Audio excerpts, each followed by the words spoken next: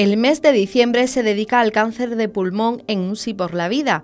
Sobre esta materia, la asociación prepara una charla divulgativa a cargo del oncólogo Juan Zafra del Hospital Clínico de Málaga, que pueden ver en el siguiente programa especial.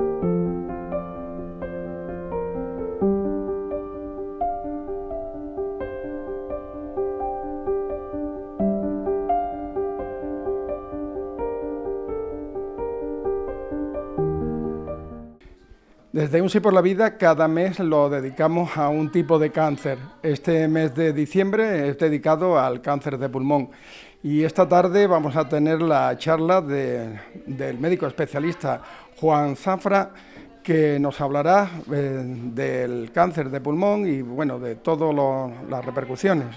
Será una charla coloquio. Bueno, creo que lo principal es qué no debemos hacer para llegar a tener cáncer, ¿no? Yo creo que será lo principal, aunque lógicamente el especialista nos va a dejar muchas cosas que deberíamos de saber o conocer del cáncer de pulmón. Llevar a todo aquel que se acerque hasta nosotros o que lo vea a través de la televisión local, qué es lo que tenemos que tener en cuenta, sobre todo para prevenir, qué es lo que debemos hacer, porque lo más importante es no llegar a tener cáncer. Bueno, en el día de hoy vamos a dar una charla divulgativa sobre cáncer de pulmón con la idea de acercar un poco esta enfermedad que afecta a muchas personas en España, pues acercarla un poco al público. Como te decía, va a ser una charla general sobre el cáncer de pulmón, centrándonos sobre todo en por qué se produce, cómo se puede prevenir y qué tratamiento ofrecemos los oncólogos actualmente para los pacientes que sufren esta enfermedad. Creo que es una iniciativa muy interesante porque nos ayuda a los médicos, que muchas veces desde la consulta nos cuesta un poco transmitir con palabras sencillas cómo queremos ayudar a los pacientes, y me parece una iniciativa muy buena para poder acercar estos conocimientos de una manera más sencilla. Bueno, pues hola a todos y todas. Gracias por venir al equipo del Hospital de Virgen de la Victoria.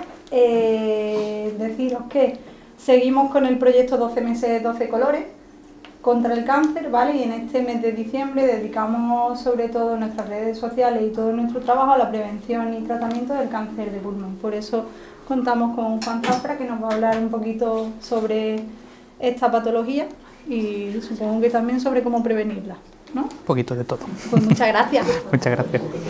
Bueno, en primer lugar, muchas gracias a Un Sí por la Vida por la invitación.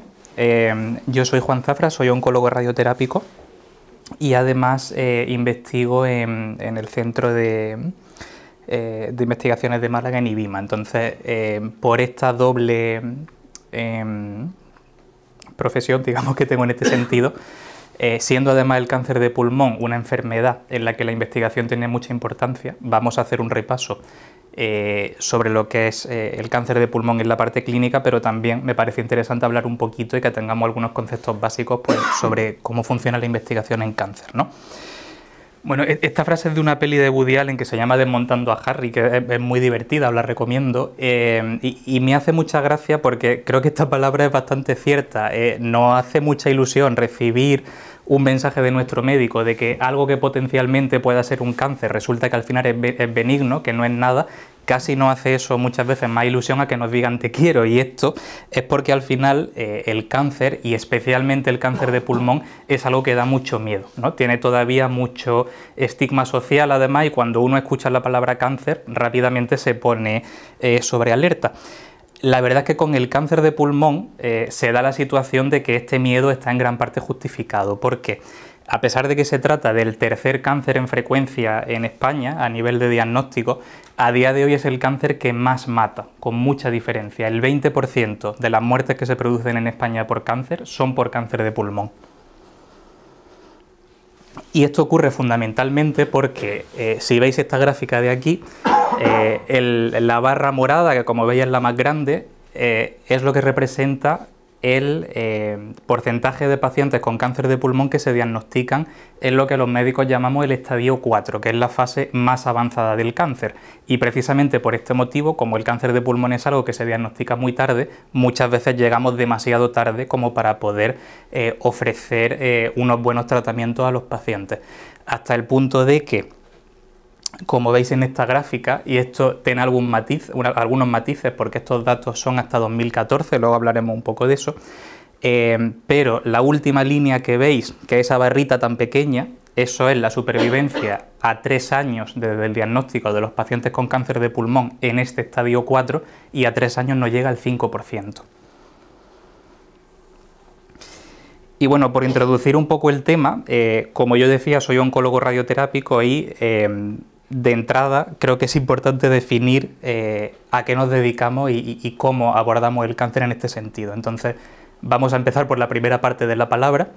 Un oncólogo es fundamentalmente un médico que se dedica a tratar el cáncer. ¿Y qué es el cáncer? Pues esta es una pregunta muy básica, pero que mucha gente no acaba de conocer muy bien porque muchas veces nos confundimos un poco en la terminología, ¿no? Entonces, de entrada, cuando hablamos de un tumor podemos distinguir dos situaciones. Lo primero que veis a la derecha es la representación de un tumor benigno. Un tumor benigno es un crecimiento anormal de una célula dentro de nuestro cuerpo, pero que no tiene implicaciones a nivel de que esa enfermedad pueda invadir otras estructuras. Es decir, es pues cualquier verruga que tenemos todos, una bolita de grasa debajo de la piel. Esos son tumores, pero que son tumores benignos y generalmente con ellos no hay que hacer nada. ¿Cuándo se hace un tumor? ¿Cuándo hablamos de un tumor maligno? Como decía, cuando ese tumor ya tiene dentro de su información, dentro de esas células, una información mutada, una información que no es normal y sobre todo que le permite invadir otras estructuras. Le permite, por ejemplo, salir a la sangre y hacer lo que conocemos como metástasis, ¿no? Hacer implantes de esos tumores en otras partes del cuerpo distintas a donde nació ese tumor. Y este tumor maligno es lo que tradicionalmente llamamos cáncer. ¿Por qué se produce el cáncer? Fundamentalmente porque fallan dos mecanismos dentro de nuestro cuerpo. El primero es el que tradicionalmente hemos conocido mejor, que es que falla la reparación celular. Nosotros todos sabemos que si nos hacemos una herida, pues rápidamente se ponen mecanismos en marcha en nuestro cuerpo para que esa herida se cure. A nivel de nuestras células pasa algo parecido, es decir, nuestro cuerpo es capaz de reparar el daño que se produce dentro de esas células para que esas células puedan seguir funcionando de una manera normal. Lo que ocurre con el cáncer es que por determinadas circunstancias llega a un punto que se acumulan demasiados errores y el cuerpo no es capaz de poder seguir reparando todos esos errores, y eso es algo que puede conducir a un cáncer. Y el segundo aspecto es algo que conocemos desde hace algo menos de tiempo, pero que se está haciendo muy importante en todos los distintos tratamientos nuevos que van saliendo ahora, que es lo que se conoce como inmunovigilancia.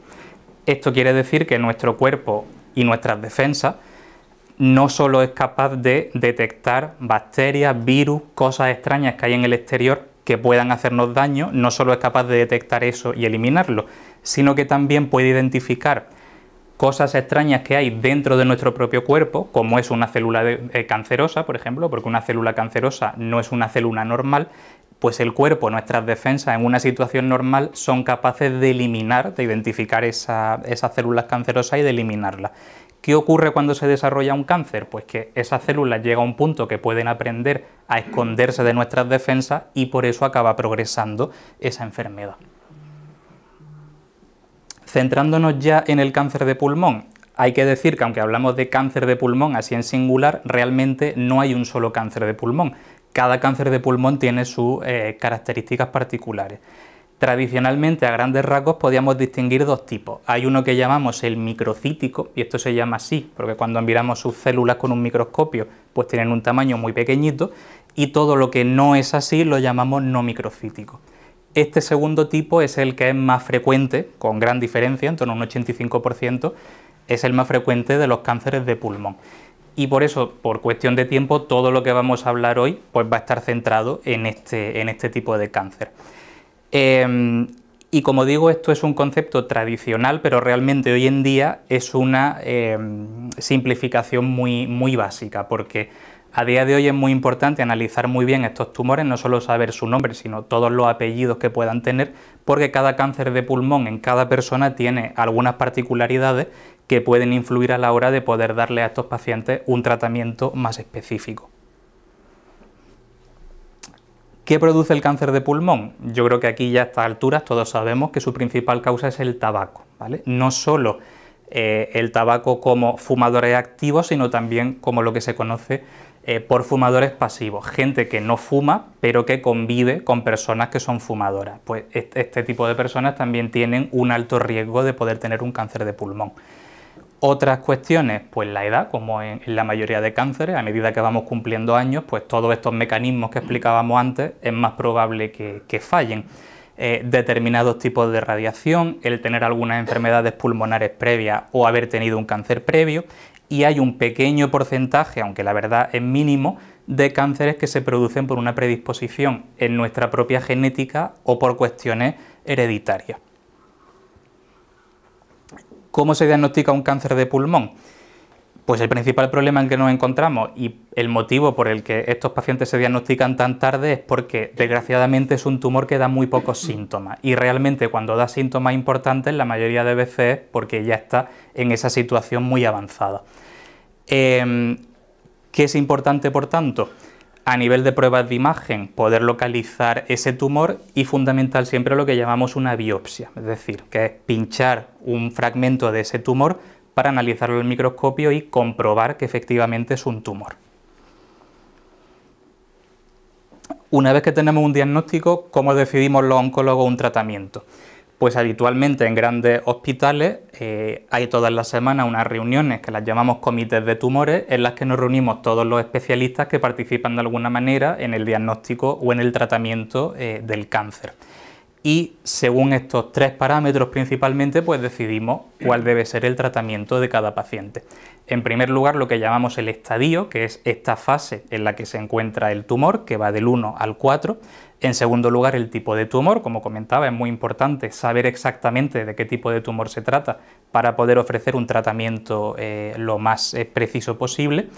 Y en tercer lugar, y no menos importante, en qué situación se encuentra el paciente, porque si yo tengo delante un paciente que es totalmente independiente, que no tiene ninguna otra enfermedad, que puede aguantar cualquier tipo de tratamiento, pues no es lo mismo que tener un paciente que esté encamado, que tenga muchas enfermedades acompañantes que le complican su calidad de vida, porque a ese paciente no podré plantearle tratamientos tan intensos.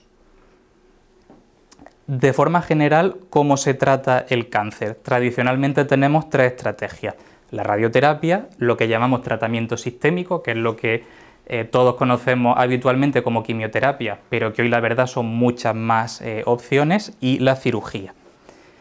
Y para cada uno de estos tratamientos pues hay un médico, un especialista que se dedica a ello. La radioterapia, pues nos encargamos los oncólogos radioterápicos, que somos nosotros.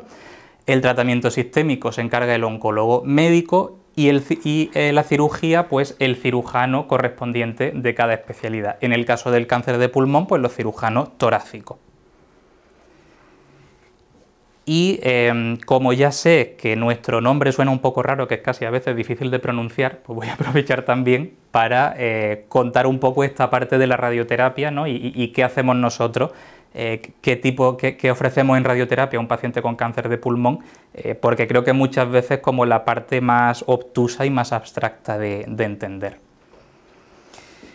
Porque no nos engañemos, cuando pensamos en radioterapia y en radiación, pues lo que nos viene a la mente es esto: accidentes nucleares, bombas, no se nos ocurre nada bonito. Y de hecho, si uno hace una búsqueda rápida en Google, busca radioterapia, las búsquedas relacionadas que le salen son estas, ¿no? ¿Qué es peor, quimio o radio? ¿Duele la radioterapia? ¿Qué efectos secundarios tiene? Precauciones con familiares, 25 sesiones son muchas, si os dais cuenta, todo está enfocado siempre hacia lo negativo. Entonces, primera cosa que que aún así tenemos que repetir constantemente en la consulta, ¿verdad? Pero que me gustaría desmentir ya desde aquí es que no quemamos a nadie, ¿vale? No funcionamos así, de verdad que no tenemos ánimo de quemar a nadie. Como siempre con estas cosas, pues la realidad es un poquito más compleja de lo que nos cuentan. ¿Cómo funciona la radiación realmente? Bueno, si esto de aquí es un paciente que tiene una serie de tumores, ¿no? Y miráramos uno de esos tumores con una lupa de mucho aumento, pues lo que veríamos son agrupaciones de células, ¿vale? Esas células dentro lo que tienen es una información genética y las células del cáncer tienen una información genética que está alterada, ¿vale? Esta alteración lo que hace es que ese ADN, esa información, le esté dando el mensaje constantemente a la célula de que tiene que crecer y crecer sin parar, invadir todo lo que haya a su paso. ¿Qué es lo que hace la radioterapia? Pues cuando la radiación llega a la célula lo que hace es romper esa información genética, romperla para que no pueda seguir mandando a las células que sigan creciendo. Y las células, si ya no tienen la receta que tienen que seguir para seguir proliferando, pues lo que van a hacer es morirse y de esa forma, poco a poco, con las diferentes sesiones de radioterapia, pues ese tumor se va muriendo. ¿Para qué se usa la radioterapia? Para un montón de indicaciones. En determinados tumores, pues con una intención curativa, como es por ejemplo el caso del pulmón. Hay determinados tumores en los que ayudamos también a curar, por ejemplo, un cáncer de mama, que es un caso muy típico, que me imagino que algunos conoceréis, casos de cáncer de mama que se han operado y se han dado radioterapia después. Pues es una indicación muy habitual porque el dar radioterapia después de una cirugía más conservadora, pues ayuda mucho a que ese cáncer no vuelva a reproducirse. También tenemos una indicación muy importante a la hora de paliar síntomas, porque la radioterapia es muy efectiva en el control del dolor, a la hora de tratar sangrado, control de síntomas por metástasis cerebrales, distintas situaciones. Y una indicación que no conoce mucha gente es que la radioterapia es muy útil también para tratar algunas enfermedades benignas, como puede ser la artrosis. Hasta este punto es relevante la radioterapia, tiene un papel relevante en el cáncer, que se calcula que 6 de cada 10 pacientes van a recibir radioterapia en algún momento de su tratamiento. Y de esos pacientes, 5 de cada 10 van a recibir una radioterapia con intención curativa, es decir, con la idea de poder curar ese tumor. Vale, centrándonos más en cáncer de pulmón y vemos así un poco cómo funciona la radioterapia. Esto que veis aquí, que está señalado, no, qué puntero, ¿no? Bueno, esto que veis aquí, que está señalado en naranja, ¿no? Pues esa cosa blanquita que veis ahí dentro, eso es un cáncer de pulmón, ¿vale? Un nódulo de pulmón que se ve en los distintos planos del cuerpo dentro de un pulmón, ¿vale? Realmente lo que nosotros vamos a tratar es eso, es esa cosa tan pequeñita. Aunque las máquinas luego se vean muy grandes, realmente lo que se va a tratar es solo eso. Y hasta este punto es precisa la radioterapia, que yo no voy a tener en cuenta esto de forma estática, sino que yo, como vais a ver ahora, cómo ese tumor se mueve, porque cuando uno va respirando, evidentemente los pulmones se mueven y el tumor que tiene uno en el pulmón también se mueve con esa respiración, yo voy a tener en cuenta dónde se está moviendo para saber en todo momento dónde está y tratar siempre de forma correcta. ¿Vale? Con lo cual es algo muy preciso, aunque vosotros veáis esa máquina tan grande, realmente estoy dando toda la cantidad de radioterapia en la zona que a mí me interesa. Decíamos antes con las búsquedas en Google, ¿la radioterapia duele? Pues no, no se nota absolutamente nada. No pica, no quema, no duele, no se siente ninguna sensación en absoluto. Es un tratamiento totalmente ambulatorio. Nadie tiene que ingresar, no hay que anestesiar, no hay que entrar en un quirófano de manera habitual con este tipo de radioterapia y en general permite hacer una vida normal. Pregunta típica también, el paciente no emite radiación cuando sale de la máquina, con lo cual los familiares no tienen que tener ninguna precaución. Puede estar con su familia, con niños, con embarazadas sin ningún problema. ¿Vale? Y aquí tenéis un vídeo de un tratamiento con radioterapia de un cáncer de pulmón, ¿vale? Que para que veamos un poco en qué consiste. Esto sería muy equivalente a cómo lo hacemos nosotros mismos en el servicio en el hospital clínico. ¿Vale? Entonces aquí estáis viendo a los técnicos de radioterapia que están colocando al paciente en la mesa, que esto es muy importante porque lo primero y lo más principal en la radioterapia, como digo, es la precisión, con lo cual tiene que estar en la posición exacta para poder recibir el tratamiento. Y estos láseres que estáis viendo pues se utilizan para ubicarlos en las marcas que le hemos hecho para tener la posición calculada perfectamente. ¿Vale? Eso es lo que estáis viendo aquí ahora mismo.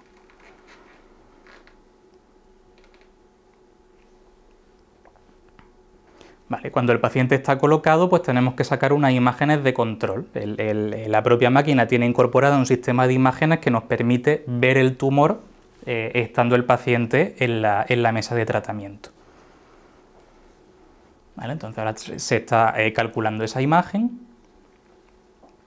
Y esto que veis aquí está comparando pues, la planificación que hemos hecho nosotros del tratamiento con la imagen real del paciente en ese momento.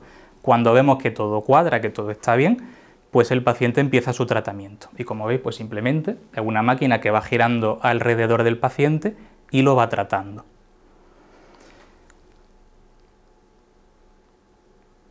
¿Vale? Y como decía, aunque veáis que es una máquina bastante grande, realmente lo puede hacer de una manera muy precisa, porque eso que veis aquí, que es lo que se ve por dentro de la máquina, son unas láminas que se van moviendo durante el tratamiento y se adaptan a la forma que tiene el tumor, a la forma que nosotros le hemos dado cuando hemos hecho la planificación. Entonces, de esa manera siempre estamos tratando la zona correcta.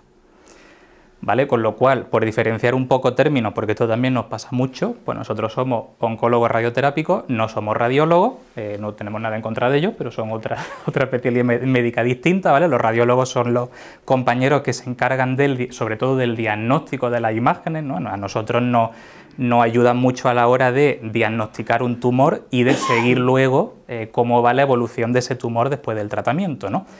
También es distinto un técnico de radioterapia. Los técnicos son las personas que habéis visto colocando al paciente en la máquina y que se encargan luego de estar en la máquina haciendo los tratamientos.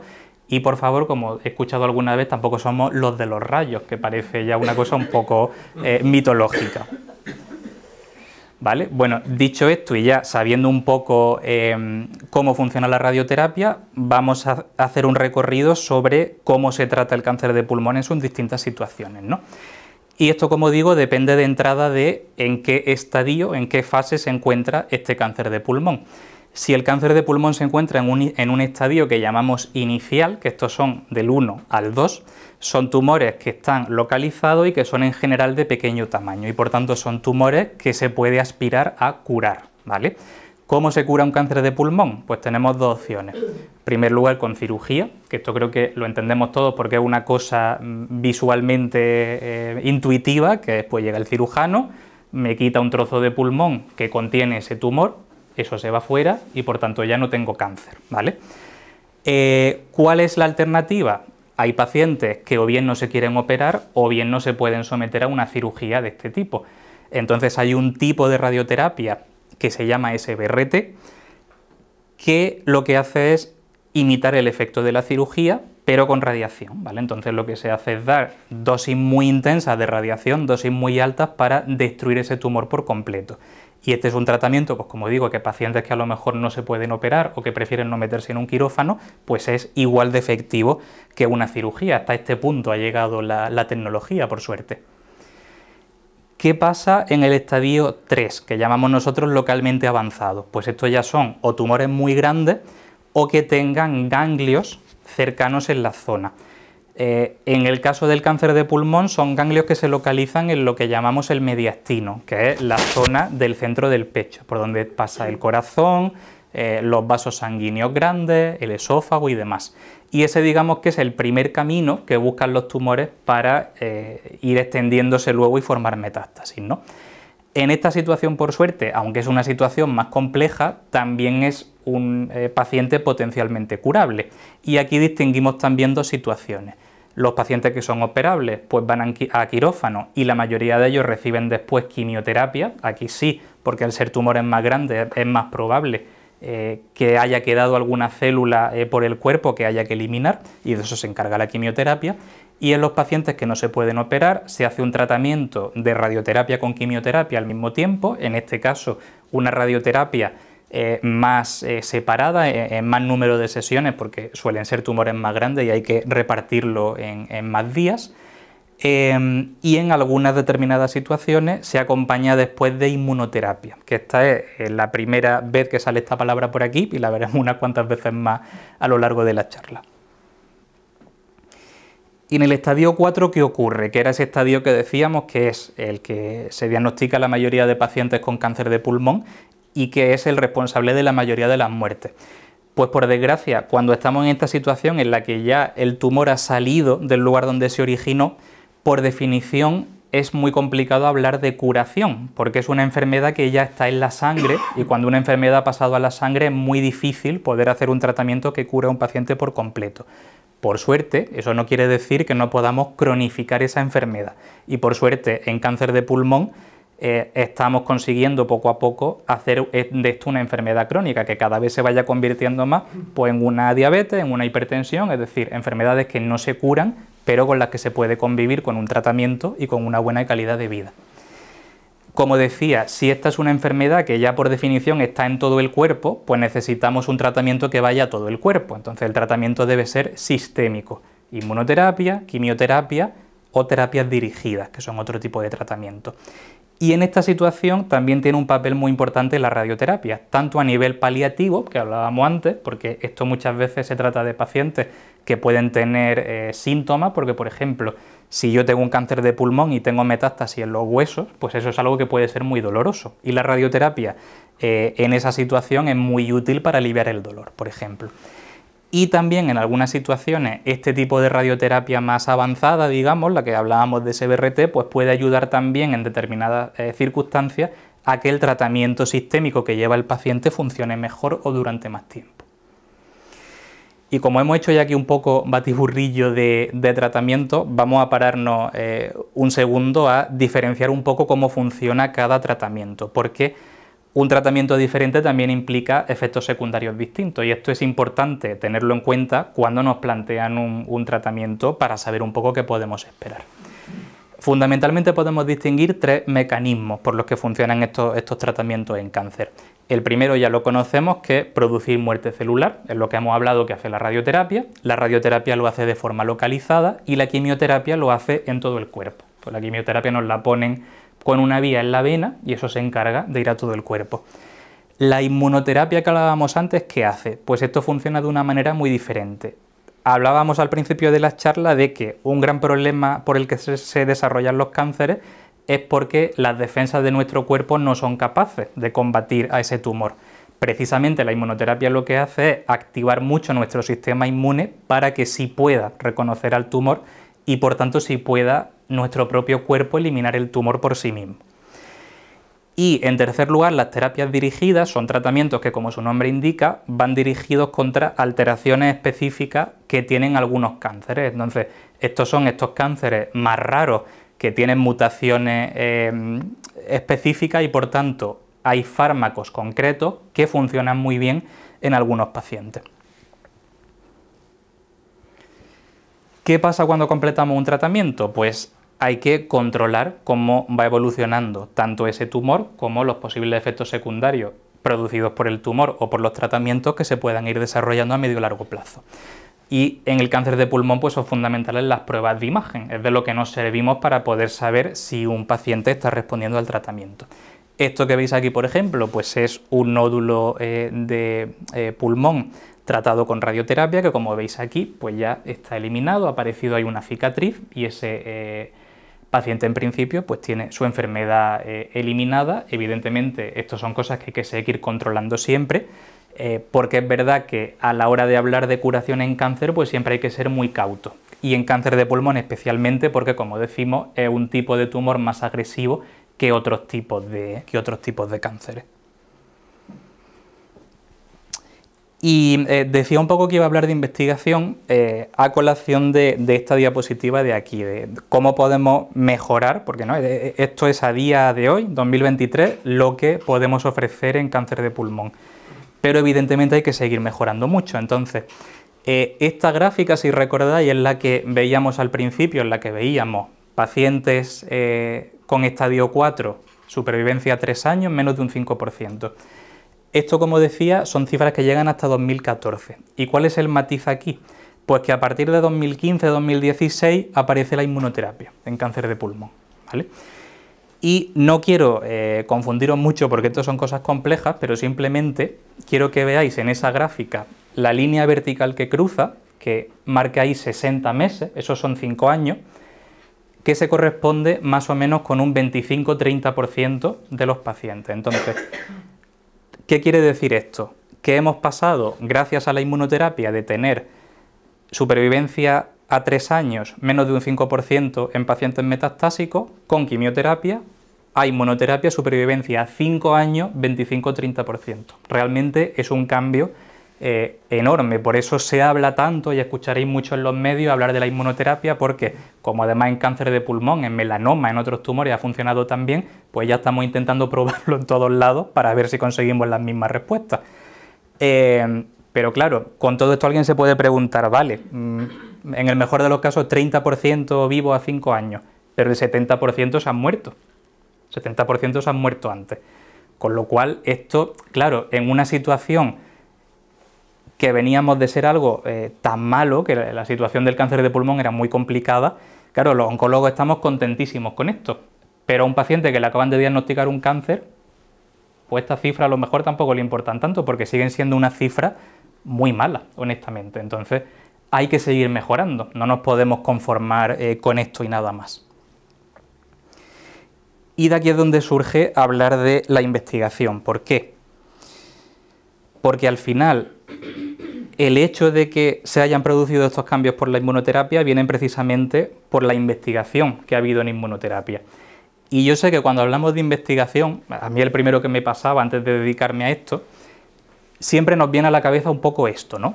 Que es gente en un laboratorio, mirando al microscopio, haciendo cosas que parece que a nosotros nunca nos van a afectar directamente, ¿no? Y gastando dinero en cosas que no nos van a afectar nunca directamente.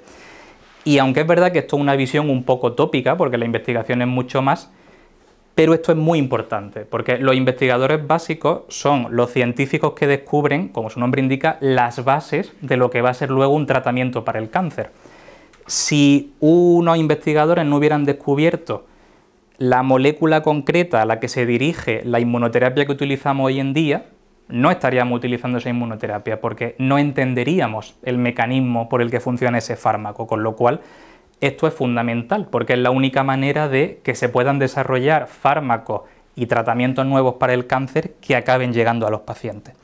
Y por supuesto tienen que llegar a los pacientes, y esta es la otra parte de la investigación, que algunos conoceréis esta palabra, que son los famosos ensayos clínicos, ¿no? Que es ya llevar la investigación al paciente, directamente en los hospitales, ¿no?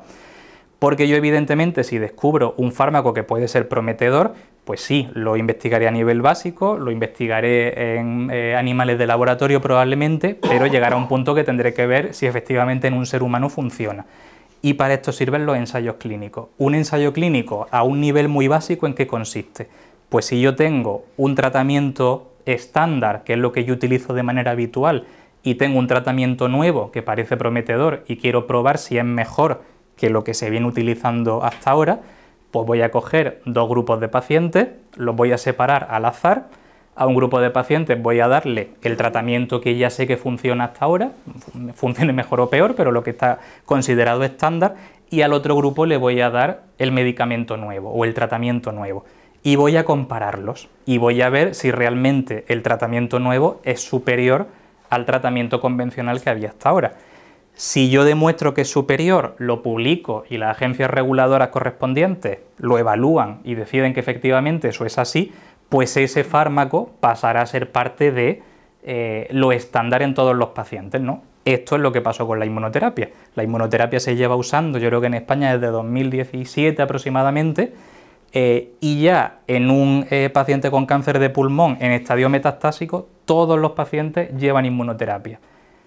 Antes de 2017 era quimioterapia lo que había, entonces todo este cambio que viene es precisamente por esto.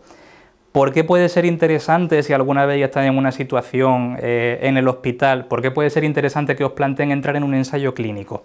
Pues pensad que estos pacientes que llevan 5 años vivos es porque estuvieron 5 años con inmunoterapia y estuvieron probablemente 5 años antes que el resto de los pacientes de la población normal una vez que se aprobó la inmunoterapia. Por lo tanto, son personas que se han beneficiado años antes de este fármaco. Entonces, siempre que haya posibilidad de un ensayo clínico, es algo interesante a plantearse, y es bueno que conozcáis que esto existe y que es un ensayo clínico, porque de entrada es algo que suena raro, ¿no? Y que da miedo, y un ensayo que parece que van como a experimentar conmigo. Y no, realmente es una forma de poder recibir un tratamiento novedoso antes que lo que sería habitual en la población general, ¿no?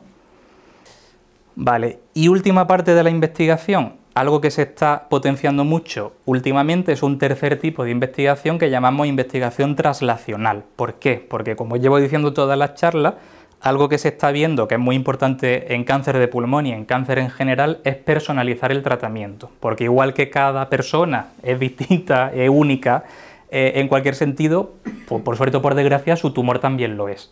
Y eso es muy importante porque es lo que nos puede explicar que un paciente responda de manera muy distinta a un mismo tratamiento que otro. Y son cosas que la verdad a día de hoy no sabemos explicar muy bien. ¿Qué trata de hacer este tipo de investigación? Pues poner en contacto la ciencia básica con la investigación hospitalaria, con los ensayos clínicos.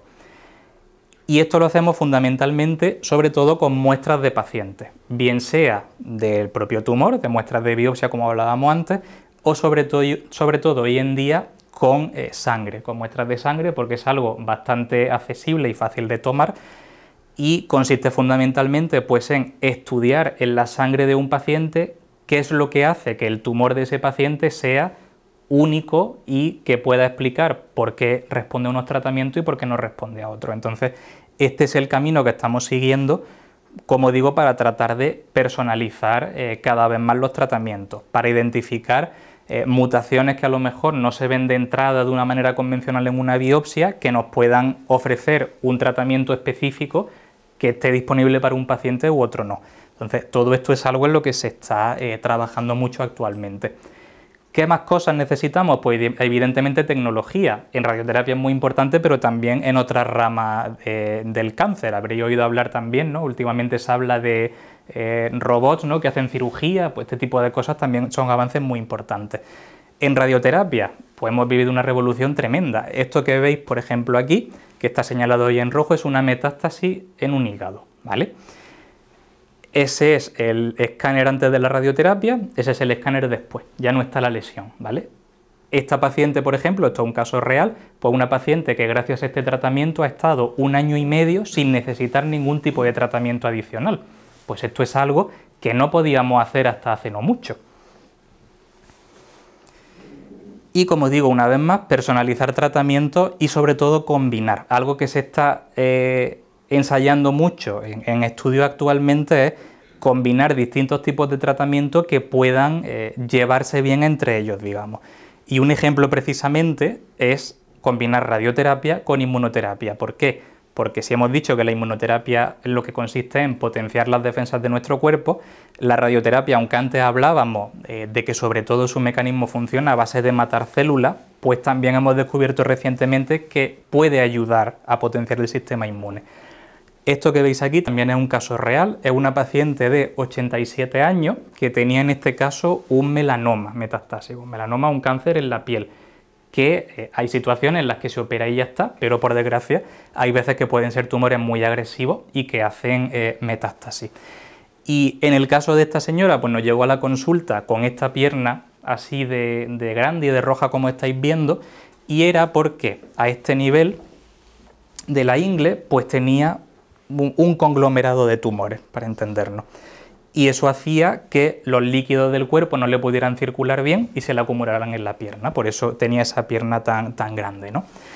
Además, esta señora, no solo con eso, tenía en toda esa pierna metástasis por debajo de la piel, en toda esa zona.